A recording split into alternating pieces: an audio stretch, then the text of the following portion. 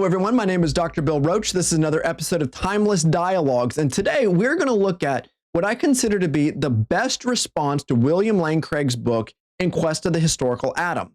Now, for many of you who live in the apologetics world, you know that Dr. Craig's book has caused significant waves both within conservative circles and liberal circles, because conservatives think that he's denying the historical atom and liberals think that he's giving us too much of a historical atom.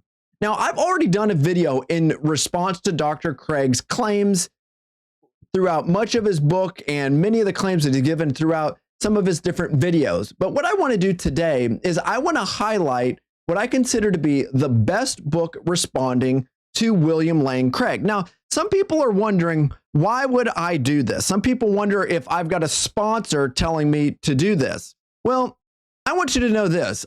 I will not bow to any sponsors. I only do things of my own free accord. Now, some people wonder if I'm being paid in some other way, shape, or form to do this. But, you know, it's like people only do things because they get paid. And that's really just pretty sad. Sometimes we want to do things because they further the issues. Sometimes we want to do it because we think that they're committed to truth on specific topics. Now, with no further delay, I just want to tell you what the book is. It's a book titled A Critique of William Lane Craig's In Quest of the Historical Atom by Dr. Thomas A. Howe. And Dr. Howe is a former professor of mine. He's a current professor at Southern Evangelical Seminary. He's a longtime professor of Old Testament and Hebrew. In addition to it, he is a professor of hermeneutics and philosophy of hermeneutics. Now, what I want to do is I want to highlight a couple of his other books before we dive into some of the specifics about his book responding to Dr. Craig. Before we do, I just want to have a quick drink of coffee here. That's good enough to drink right there. Now, what I want to do is look at what I consider to be the first book that I read by Dr. Howe, titled Objectivity in Biblical Interpretation. And the reason that I bring this up is because Dr. Howe is considered one of the experts within evangelicalism on the topic of philosophy of hermeneutics. You might be wondering, well, what's the difference? Now, many people take hermeneutics courses where they're diving into the biblical text and they're dealing with the different issues related to the biblical text. But what we have to see is that there are many philosophical issues that drive the methodologies that we use to actually interpret the biblical text. Now, in particular, Dr. Howe is responding to the notion that exegesis or hermeneutics is nothing more than a subjective discipline that comes out of Kant and Schleiermacher and Heidegger, Gadamer, Wittgenstein, and all the rest. And what he's arguing for is a classical realist understanding that we can have an objective understanding of the biblical text because reality is something that can be known objectively. Now, the reason that's important is because there are many philosophical things that Dr. Craig brings to his book that Dr. Howe points out. In fact, I think Dr. Howe is uniquely equipped to bring them out.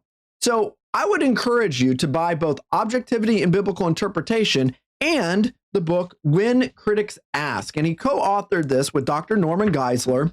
And it claims in the very beginning of the book that they deal with over 800 questions related to Bible difficulties. And some of these are in the Old Testament, others are in the New Testament. Some deal with specific exegetical issues related to the original biblical languages. Some of them are in the thematic ordering. My point is that Bible difficulties come in a variety of different ways. And why it's important to see his work here is because Dr. Howe not only has the mind to deal with the abstract philosophical issues within philosophy of hermeneutics, but he has his finger on the biblical text. He's dealing with the specific issues. He's not new to the game. Now, one other book that I actually don't have with me right here that Dr. Howe put out is this massive commentary on the book of Daniel titled Daniel in the Preterist Den. And what he's trying to argue for is a critique against the preterist reading of the book of Daniel. But what he's doing in that is he's literally going line by line, verse by verse, throughout the book of Daniel from the original languages dealing with the specific issues. My point is, Dr. Howe is equipped to deal with the philosophical issues, the specific issues of Bible difficulties as such, and because he's a professor of Old Testament Hebrew, He can deal with the original biblical languages and the thrust of Old Testament theology. Now, I was going back on various ways that I wanted to deal with sort of briefly discussing this book. And I don't want to go into too much depth with it because I want you to actually read the book. If I tell you everything that's in the book, you have no need to go out and actually read the book. But this book here, it was put out, as it says here, within the last year, specifically 2022. And I wrote an endorsement for the book. Also, B.J. Mauser and Richard Howe. Richard Howe is actually Tom's brother, wrote endorsements of this book. You can find it on Amazon, or you can go to Whitman Stock to purchase that book. Now, what I want to do is I want to transition into a little bit of an evaluation where I just want you to see how he responds to a few of the key things within Dr. Craig's book. So the layout is that he offers several distinct orderly chapters on the key issues in the book. But then at the end of the book, he gives us a summary of his argument. And I just want to give you a few of those, and then we'll wrap it up here. He gives us things related to the structure of the Pentateuch. Now, one of the big debates that people have is whether or not Genesis 1 through 11 has continuity or discontinuity with the rest of Genesis. And I've blown this up to a larger print here just so you can see a little bit more of it. And he goes on to say this. In this section, Craig argues that Genesis 1 through 11 constitutes a distinct thematic unit that is set off from the remainder of the Pentateuch, and that this unit should be taken as Hebrew mytho-history. Now, putting it straightforward here, Dr. Craig sees great discontinuity with Genesis 1 through 11, whereas Dr. Howe is going to see great continuity. So here are a few points that he makes. Howe claims the structure of the Pentateuch, as Craig, following Klein's, depicts it, violates the literary structure of the text. He goes on to say the literary characteristics of the text provide a completely different structural arrangement of the Pentateuch that is supported by the objective characteristics of the text, not the subject judgments about the themes and topics. He goes on to say dividing Genesis at chapter 11 disrupts the continuity of the genealogy of Shem as it leads into the narratives about Abram. He also goes on to say Craig's lack of facility in Hebrew lexicology, grammar, and syntax has led him to misunderstand and misrepresent the structure of the Pentateuch.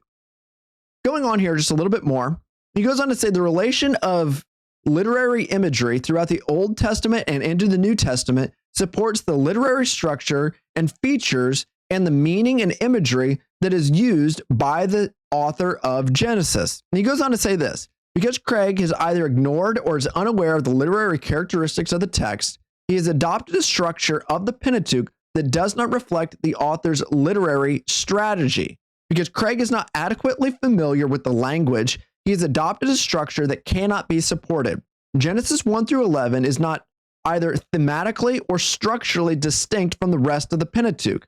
The first major section of Genesis ends at 7:24, not at the end of Genesis 11. A new major section begins with the declaration in 8:1, and God remembered Noah, at which point the creation imagery begins to be repeated. So what I want us to look at here real quick is that Dr. Howe is giving us this fact that William Lane Craig is not dealing with the literary aspects of the text, all while telling you he's following the great literary composition of the text. And Howe points this out not only just at the area or the arena of theory, but in the text itself, specific cues and clues that are given in the Hebrew text itself. Now, what I want to do is continue going on here and discuss just one other issue here.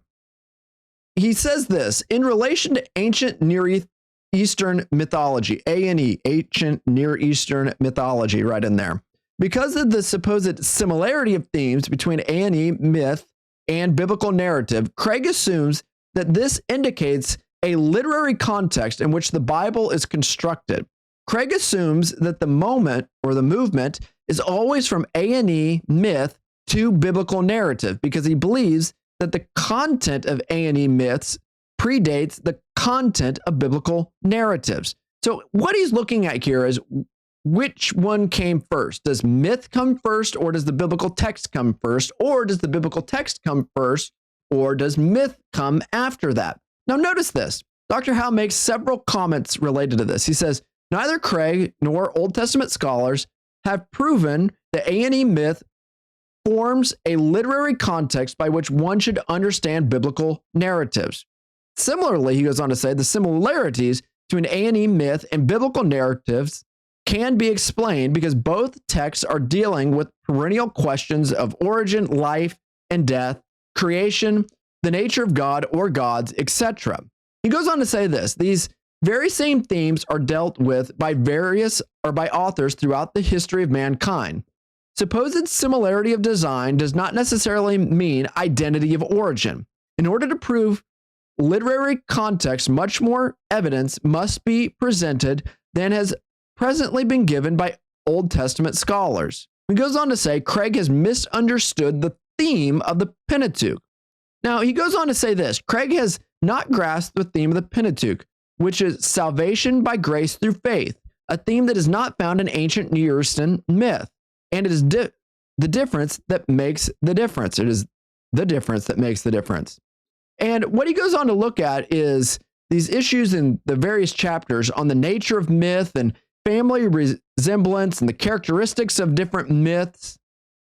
And he goes on to look at Genesis 1 through 11, whether it actually can be considered a primal narrative of myth, different traditional narratives of the text themselves.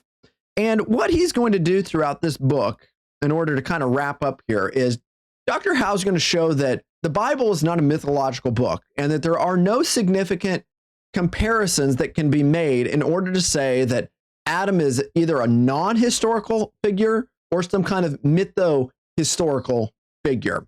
What he's going to argue for is that the text presents Adam as a real space-time figure, much like you are a real space-time figure. Now, I would love to go into significantly more details related to it, but needless to say, I wanted to make this a short, quick little review. I want to encourage you to buy the book anywhere that books can be purchased, get the other things put out by Dr. Howe. But again, this is another episode of Timeless Dialogues. I hope you found this of some value. If you have, please like and subscribe and share this video because it's going to help us continue to do more of these. Again, Dr. Bill Roach, I thank you for tuning in.